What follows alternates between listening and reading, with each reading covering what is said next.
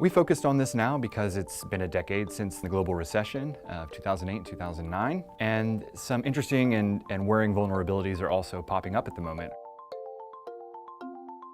In 2008 and 2009, the dominoes were really set up for quite a nasty financial and economic crisis. This time, the economic vulnerabilities aren't quite as large. They're large enough that we could see a slowdown in GDP growth, a slowdown in trade, and things of that nature. The real risk is that our lack of preparedness and the lack of room for global cooperation will turn what starts as kind of a minor downturn into something much larger and much more difficult to deal with sometime in the next year or two.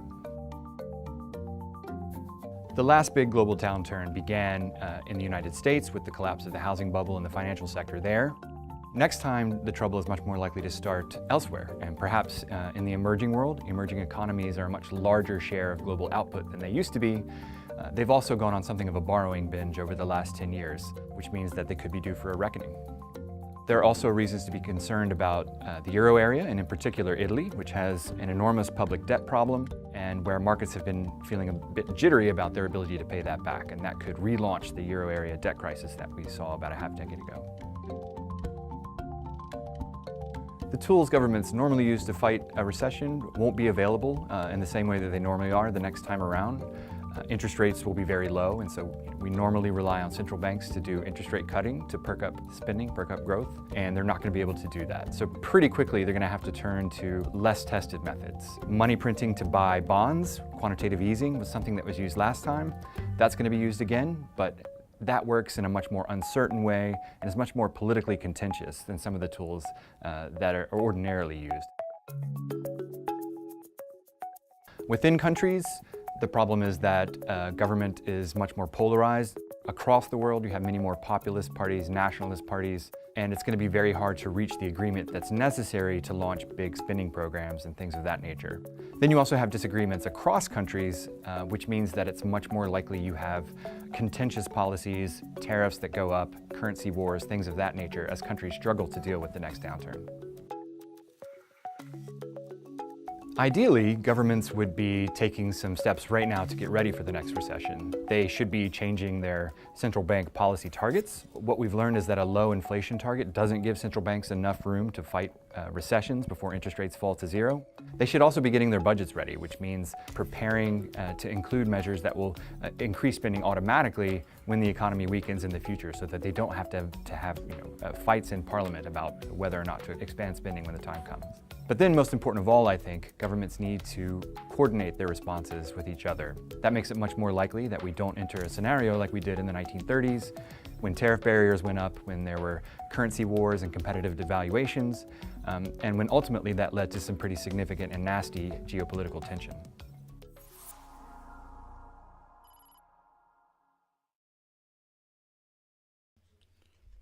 Okay, shalawam. All right, I want to say all praises to Yahawah, bahasham Yahawashi, bahasham Rakha Kwadash. Double honor to our apostles and elders of GMS that taught me this truth and that rule well, and to the elect out there in the four corners of the earth, doing the same, and teaching and hopefully bringing in the hopeful elect. Okay, I want to say shalom to you, brothers. All right, so this is GMS Precepts. My name is Nazar Khud. And pretty much, as you can see in that video that played, this economy isn't doing too well, man. All right, this monetary system that was set up by the rulers of this earth, okay? Because not only the rulers of this country, the rulers of planet Earth, which if you go to Job the 9th chapter, it tells you that the earth was given into the hand of the wicked. All right. Because we have wicked rulers on the planet Earth that really run and rule this society, and they are the ones, they go by the shadow government or the globalists or the elites or the super rich families of the earth, the ones that really run and make the decisions, man. Because your politicians, your presidents in these certain countries, they just take orders. They take orders from a higher power. Okay, and that higher power that they take orders from is purposely destroying the world monetary system, destroying the economy. And why are they doing that? Ultimately, they're doing that to bring in that microchip, man. They're doing that to bring in that microchip, pursuing a Revelation, the 13th chapter. Okay, so that's the real reason why you see the world's economy is because not only the economy in America, economy in Europe, economy over there in Greece, Italy, okay, France, they're going through their thing right now. All right, the world's economy is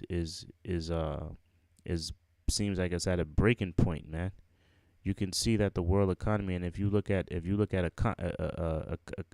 economists like Peter Schiff, you got Gerald Salente, they all say the same thing, that the world's economy is going to crash. So let me not rant on, and let me read this article here. It says, this is from Bloomberg.com. It's about the markets. It says the debt worldwide hits record 184 trillion, or $86,000 per person. And this is an article written on December 13th, 2018. Okay, so this is real recent. So as of December 13th, 2018, the world, the debt worldwide is 184 trillion, which equals to $86,000 per person. All right. So it's not only America's economy that's on the brink of falling, it's the world's economy. Let me just, this is a short thing, so I'll read the whole thing. It says global debt hit a record 184 trillion last year, equivalent to more than $86,000 per person, more than double the average per capita income. Borrowing is led by the U.S., China, and Japan, the three biggest economies, the International Monetary Fund said Thursday. Okay, so U.S., China, and Japan, they're leading in borrowing. Okay, which is creating all this debt. Okay, the three biggest economies, right? It says highlighting potential risk to global expansion, given that their share of debt exceeds that of output. Overall, the amount of worldwide public and private debt is equal to about 225% of gross domestic product, or GDP. The IMF debt figure is $2 trillion higher than the fund's previous estimate released in October, adding end 2017 data in several countries that had not previously reported updated numbers. The agency uses data from 190 countries dating back to the 50s. So what is this article pretty much saying? The debt worldwide is at a record high, 184 trillion. Okay? Now, 80, which equals to $86,000 per person. Now, the scriptures speak about debt, man. Okay? Let me get Habakkuk or Habakkuk 2, verse 6. It says, shall not all these take up a parable against him, and a taunting proverb against him, and say, woe to him that increaseth that which is not his. Woe to him that increases that which is not his. The woe means what? Destruction. Okay? It says, woe, death or destruction to a person or people that increases that which is not his. Now, who does that? The so-called white man, or Edom. Okay?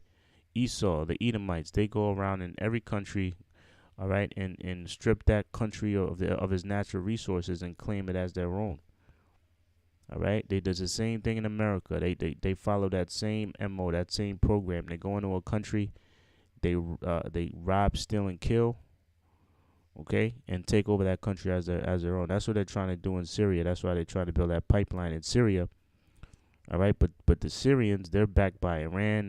They're backed by Russia, which aren't slouches, okay? Which ain't no slouch, right? So continuing, it says, woe to him that increases that which is not his, how long? And to him that ladeth himself with thick clay. Thick clay, okay? Now, to get the full understanding on that end verse right here, let's go into the word clay and see what it says, okay? Ibatyat, okay? Laded himself with thick clay. The word here is ibatyat, right? Ibatyat. Now let's see what it says. It says heavy debts, weight of pledges or heavy debts. Okay? So that's what America. pledging of goods, hence load of debt. I can't highlight it. Which one has contracted. Okay, the meaning taken is that accumulation of pledge. So it basically means debt, right? So if you go back here, now it makes sense. It says, "Woe to him that increaseth that which is not his, how long? And to him that ladeth himself with thick clay or thick debt." And that's what America and that's what the world's economy has done. They've laden themselves with thick clay. Where's that article? Look at this. Debt worldwide hits a record 184 trillion, over $86,000 per person. Okay, yo man, this place is the reason why they're doing it, because the elites, they have a system or they have a thing called order ab chaos. Okay, which means order out of chaos. All right, the chaos they're bringing is what? This worldwide debt crisis. All right, because the system that they use, which is a credit or a debt-based system, is bound to fail. All right, there's no way a system based on debt will last.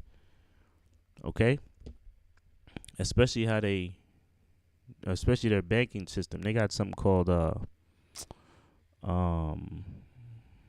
I forgot the name of it. When a bank receives, let's say they get $1,000, fractional reserve banking, right? It's when a bank receives $1,000. Let's say you open up a bank account and you put $1,000 into that bank account. With that $1,000, because this is how banks make money. With that $1,000, they can now loan out to other people or companies or businesses $10,000 from that $1,000 that you put in. Now that $10,000 isn't physically in there, but they just create it. Fractional reserve banking, man. All right. So what happens if a business or a person or people borrow some money but they can't pay it back? That's where you get debt from, man. Okay, so a system like that, a debt-based system is can't last. It won't last. And the elites and the rulers of this, the rulers, they know this. That's why. But like I was saying, order ab chaos, the chaos they're gonna cause is this debt crash. But the solution to it is gonna be that microchip. They want to do away with the dollar and institute the microchip. All right, which in the scriptures is the mark of the beast. Okay, now next scripture I got here is in Zephaniah. It says, "Neither." This is Zephaniah 1:18. Neither. Matter of fact, let me read 11 first. It says, "How ye inhabitants of Maktesh, for all the merchant people are cut down, all they that bear silver are cut off." Now Maktesh, which was a merchant city. Okay, and it's equivalent to Wall Street today, which is gonna crash. Okay, which is gonna crash. It says, "How ye inhabitants of Maktesh, for all the merchant people are cut down." Excuse me. Now let me jump down to 18th verse. Zephaniah 1:18. It says, Neither their silver nor their gold shall be able to deliver them in the day of the Lord's wrath. But the whole land shall be devoured by the fire of his jealousy, for he shall make even a speedy riddance of all them that dwell in the land. Okay, so, when this society crumbles, man, okay, there's not going to be anything that you can do to stop the Lord's wrath, man. The Lord is going to destroy America, because you will have some people that are well off, okay? All right, like the elites. They're gonna have money, okay? But guess what? You can't pay off a missile, okay? You can't pay off a Gurkha troop when they come and bust through your door. All right, and force that microchip on you. Money is not going to be able to deliver you from the destruction that's coming to America. Okay, I'll read it again. It says, neither their silver nor their gold shall be able to deliver them in the day of the Lord's wrath, but the whole land shall be devoured by the fire of his jealousy. For he shall make even a speedy riddance of all them that dwell in the land. And that's what the Most High is going to do. He's going to totally obliterate, destroy Esau's kingdom. All right, and he's going to totally obliterate and destroy America, pursuant to I'll go Joel. Matter of fact, let me get Joel before I close out. Joel, what is it? 3rd chapter, I believe. Okay. Right, this is Joel 3:19. Egypt shall be a desolation, and Edom shall be a desolate wilderness. Now, Egypt and Edom are synonymous; they mean the same thing. Why is it Egypt? Is America continues in the ancient customs as Egypt does, or as Egypt did. Okay, all right. You've got a matter of fact, you've got a obelisk that was directly from Egypt. That's over there in Central Park. You got the Washington Monument.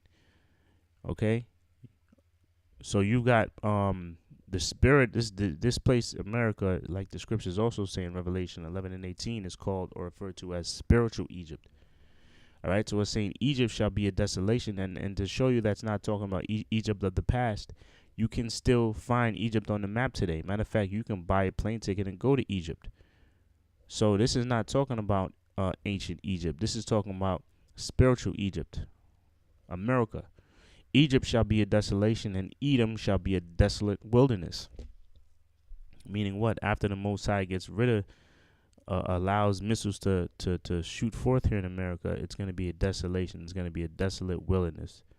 Okay? For the violence against the children of Judah, because they have shed innocent blood in their land. Now, the children of Judah represents you Israelites. The violence that Edom has done against our people, the Most High is going to get rid of you, man. You Edomites. All right? So that's pretty much the video. All right? Until the next show, shalawam.